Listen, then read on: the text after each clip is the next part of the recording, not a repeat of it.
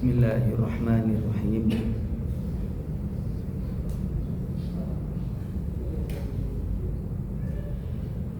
Assalamualaikum warahmatullahi wabarakatuh.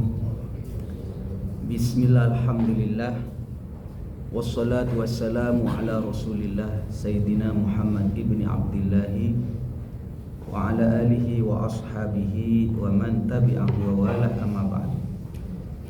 Hadratul muhtaramin, para jamaah salat zuhur yang saya hormati, melanjutkan kegiatan ibadah kita. Mari kita menambah ilmu sejenak.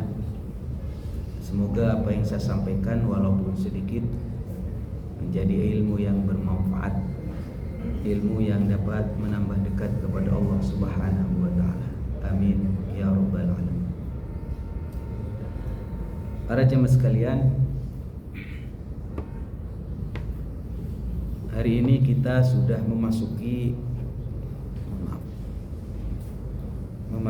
bulan Rajab. Setelah Rajab kita akan masuk bulan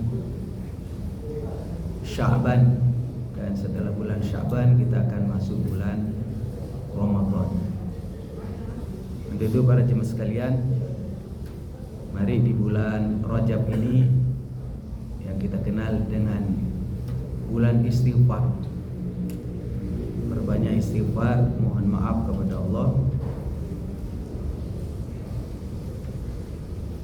sehingga nanti di bulan Sya'ban kita memperbanyak sholawat kepada Nabi Muhammad SAW.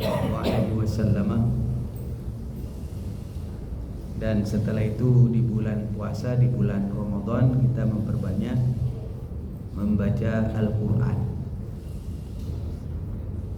Dalam ilmu tasawuf biasanya kita kenal dengan proses pertama itu kita ini takhalli. Pertama takhalli itu artinya kita membersihkan diri. Bagaimana sekiranya kita bersih sebelum bertemu dengan Allah. Kita ada takhalli. Setelah itu kita melakukan upaya untuk menggunakan baju yang baik. Dengan apa? Dengan mengganti hal-hal yang negatif menjadi positif. Baru kemudian kita akan merasakan tajalli, merasa nikmat beribadah. Jadi urutannya mulai hari ini, kalau kita ingin merasa nyaman, merasa nikmat ibadah selama bulan Ramadan, maka upayakan sejak bulan ini, sejak bulan Rajab kita sudah mempersiapkan diri, yang kita kenal dengan takhalli. Kemudian yang nomor 2 tahalli. Tahalli itu berhias. Kalau takhalli artinya membersihkan diri, tahalli menghias diri.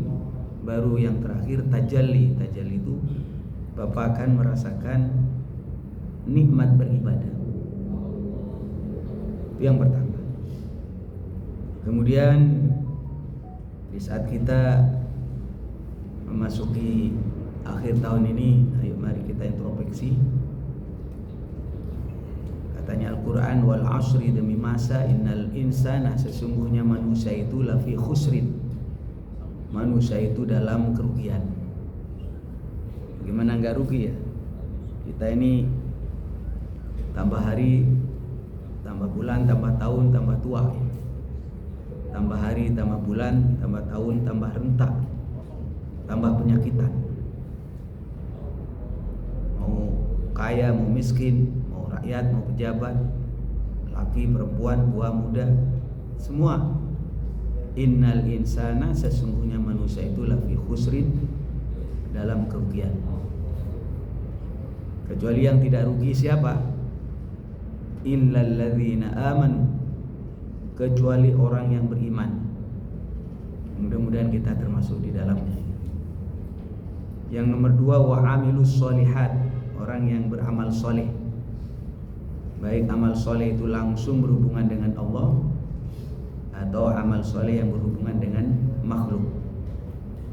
Wa tawasaw bil haqqi, dan orang yang saling mengingatkan, memberi wasiat dengan kebenaran. Mengingatkan, kawan ini enggak benar, kawan ini benar, ini laksanakan, ini jangan.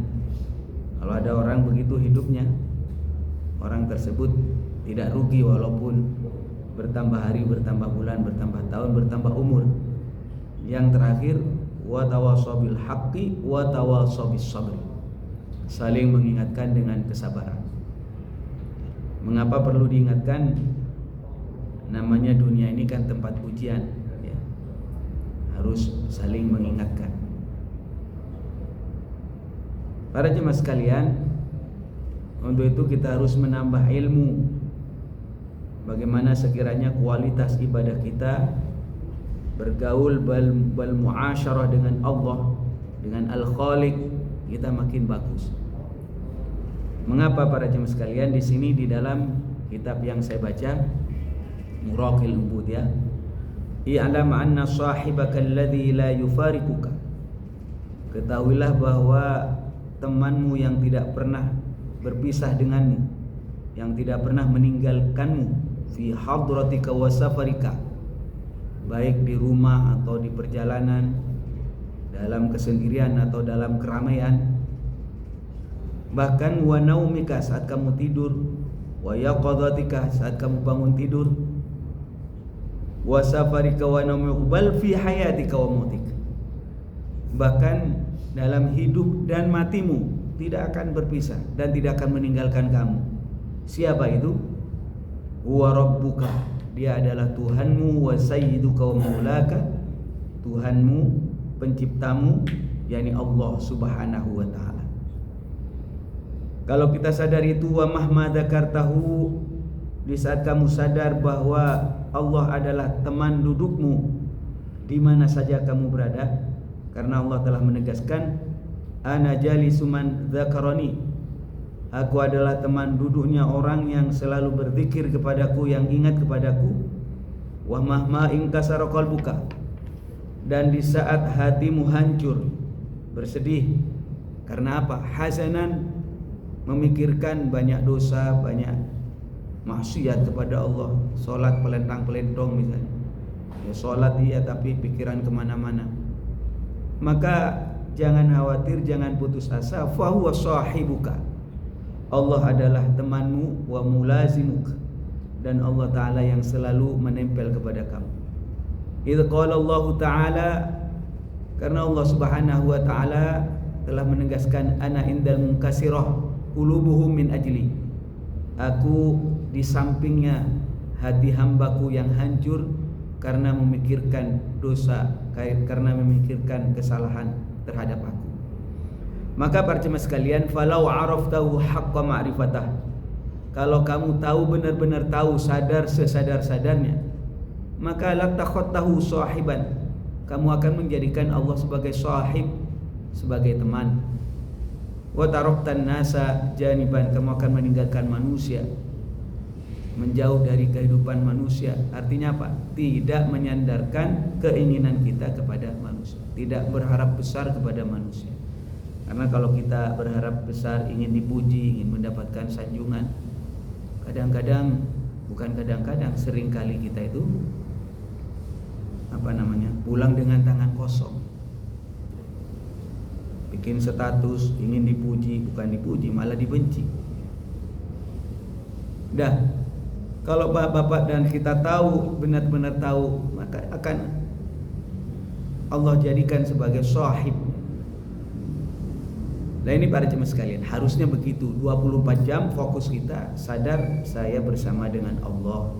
Mau sedih, mau bahagia, saya bersama dengan Allah. Mau kaya, mau miskin, saya bersama dengan Allah. Fa illam taqdir ala dzalik, kalau kamu tidak mampu atas itu, berat Pak Kiai kalau 24 jam, berat. Jadi fokus bersama dengan Allah, fokus berat Pak Kiai. Fa iyyaka an tukhalliya lailaka wa naharik, fa iyyaka an tukhalliya, maka hendaknya usahakan di malam harimu, ya, wa naharak an tukhalliya lailaka wa naharak an waqtin takhlu fihi limaulak. Jangan sampai di siang atau malam waktu yang khusus untuk Allah. Jadi ada waktu yang memang benar-benar kita hanya berdua dengan Allah. Misalnya soal waktu saat sholat. Soal sholat, ayo HP-nya, pikiran-pikiran dunianya ya tinggalkanlah. Karena seringkali HP ini mengganggu walaupun manfaat.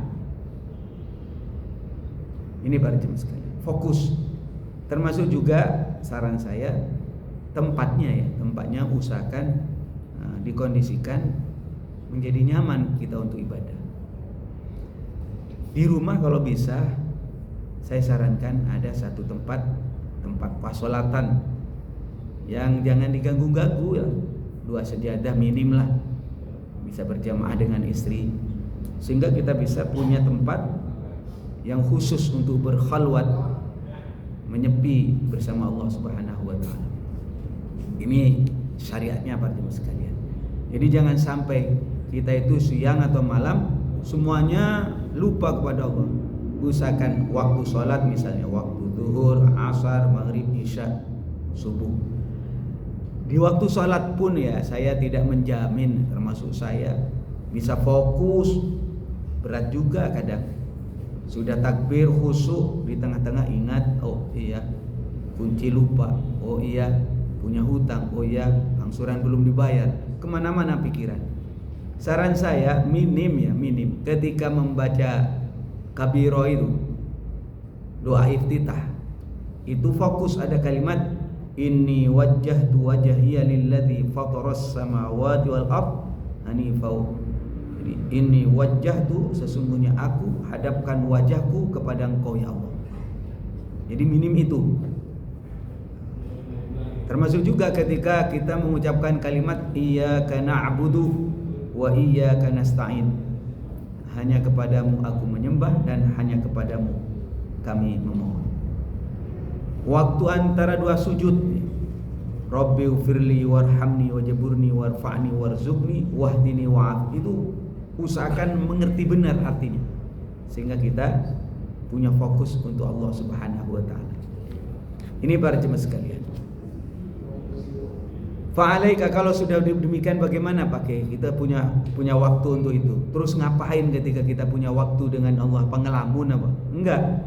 Fa'alaika an tata'allama adabas suhbati ma'allahi ta'ala. Kamu mengetahui ilmu bagaimana adabnya bersahabat atau bermuasyarah atau bergaul dengan Allah. Apa yang pertama? Yang pertama adalah atraqur ra'si. Kepalanya tundukkan, jangan jelalatan, termasuk matanya, pandangannya. Kalau lagi sholat jangan merem ya. Merem itu makruh. Allahu Akbar, sholat kok merem. Jangan seperti orang Nasrani kalau sholat, kalau ibadah merem itu makruh, jelalatan makruh. Makanya ketika sholat pandangan ke tempat sujud, kecuali di saat mengucapkan asyhadu an la ilaha illallah. Ketika illallah itu pandangan ke ini, karena kita mengatakan tiada Tuhan selain Allah. Ketika illallah tasyahud itu. Kalau yang lain-lain fokus ke tempat sujud, bukan ke atas, bukan merem ya. Merem malah makruh. Makruh itu ya dibenci sama Allah artinya. Walaupun kalau dikerjakan enggak berdosa, cuma dibenci. Kalau ditinggalkan sadar dapat pahala. Wajabul hammi, fokus, jangan sampai diganggu oleh berbagai hal. Wadawamus sumti, selalu diam, jangan banyak omong. Wasukunul jawarih, anggota badan ini sukun, sakinah, tenang, jangan banyak gerak-gerak. Saya pernah ngelihat orang zikir kok zikirnya itu sampai goyang-goyang terlalu, tidak terkontrol. Nah ini orang ini menunjukkan tidak fokus ini. Wasukunul jawari. Kemudian wa mubadaratil amri, cepat-cepat melaksanakan perintah Allah. Misalnya dipanggil sholat, cepat-cepat lari untuk sholat. Wajitinabun nahi, menjauhi larangan Allah. Wa qillatul i'tirad 'alal qadri. Jangan banyak menyoal soal qadar, soal takdir, ya. Kadang-kadang kita ini, kenapa sih saya dijadikan orang laki? Kenapa sih saya jadikan orang perempuan? Kenapa sih saya punya bapak ini? Kenapa sih saya hari ini kok dapat uang cuma 100.000? Hanya dapat uang 1 juta? Jadi takdir Allah disoal terus. Dalam hal ini udah, malah di sini ada hadis begini. Kalau kamu ibadah kepada Allah, wa'budullah biridha. Ibadahlah kepada Allah dengan ridha. Fa illam tastati, kalau kamu enggak bisa ridha, fa fis sabri, ya dengan sabar, ibadah dengan sabar atas sesuatu yang kamu tidak sukai. Allah Subhanahu wa taala juga menegaskan dalam hadis qudsi, "Anallah, aku adalah Allah, la ilaha illa ana, tidak ada Tuhan selain aku. Faman lam yasbir ala bala'i, barang siapa tidak sabar atas balaku, musibah yang menimpa, walam yashkur li na'mai, dan tidak mensyukuri terhadap nikmatku, walam yarda bi qada'i, dia tidak ridha dengan qada dan keputusanku, falyatlub rabban siwa'i, maka carilah Tuhan selain aku, yang enggak bakalan ada lah. Tuhan itu hanya Allah kan." Ini para jemaah sekalian. Selanjutnya bahwa dawamu dzikri, selalu berzikir, bermuasyarah dengan Allah, jangan bengong. Nonton TV malah, nonton TikTok malah. Dengan bengong, tapi banyak zikir. Zikir itu disesuaikan dengan situasi. Zikirnya orang senang, alhamdulillah. Zikirnya orang dapat musibah, innalillah. Zikirnya orang punya dosa, astagfirullah. Zikirnya orang berat melakukan sesuatu kebaikan, la haula wala quwata illa billah, kan begitu kan? Zikirnya orang melihat sesuatu yang hebat luar biasa, subhanallah. Zikirnya orang berjanji, insyaallah. Tapi berjanji memang niat mau melaksanakan. Afdalul zikri, zikir yang paling utama, la ilaha illallah. Jadi zikir itu disesuaikan. Kalau orang banyak zikir, insyaallah tenang hatinya. Jangan menggerutu. Punya hutang, punya masalah, panggillah ya nama Allah. Saya punya zikir khusus ini, kalau punya masalah, punya hutang banyak, ini yang dibaca sama saya. Ya kabir, antalladzi la yahtadil wasifuna liwasfi 'azamati. Itu saya banyak, daripada mengeluh ke manusia, ya kadang ada yang syukurin gitu, bukan ditolong malah. Saya itu baca, ya kabir, antalladzi la yahtadil wasifuna liwasfi 'azamati. Ya kabir, antalladzi la yahtadil. Artinya apa? Ya kabir, ya Allah yang Maha Besar. Antalladzi, engkau adalah zat. Alladzi, antalladzi. Bagaimana tadi? Ya kabir, antalladzi. Padahal itu amalan saya, kok jadi lupa bang saya. Ya kabir, antalladzi la. Enggak, bacaan saya itu. Ya kabir, antalladzi. Kalau dihilangkan sama Allah begitu, ilmu dihilangkan, naudzubillah. Ya kabiran alladzi. Nanti bisa diulang, itu direkam. Perbanyak itu. Ya Allah, zat yang tidak ada yang mampu menyifati kebesaran. Jadi kalau kita punya masalah besar sekali, panggil nama Allah. Ya Allah, engkau adalah zat di mana tidak ada yang mampu menyifati kebesaranmu. Saking besarnya Allah. Kalau kita cuma melambangkan Allah Maha Besar dengan kalimat Allahu Akbar, kurang itu. Allah Maha Besar gitu. Kurang. Allah Maha Besar. Oh, kalimat manusia enggak ada yang mampu menyifati kebesaran Allah. Nah, kalau kita sering-sering menyebut nama itu, biasanya sesuatu yang besar yang menimpa kita itu kelihatan kecil. Itu para jemaah sekalian. Kemudian apalagi wa itharul haqqi 'alal batil, memilih yang hak terhadap sesuatu yang batil. Wal yas anil khalqi, tidak butuh kepada makhluk. Wal khudu' tatal haibah, diam, orangnya itu berwibawa, tidak banyak gerak ya. Wasukun ala hailal kasbi, wasukun ala hailal kasbi, tenang. Ketika kita sudah kasab, sudah bekerja, tenang, tawakal kepada Allah. Kita pingin kaya, kerja, ya tawakal, setelah itu pasrah. Kita pingin sembuh, terus bagaimana? Berobatlah. Setelah berobat, tawakal kepada Allah. Begitu.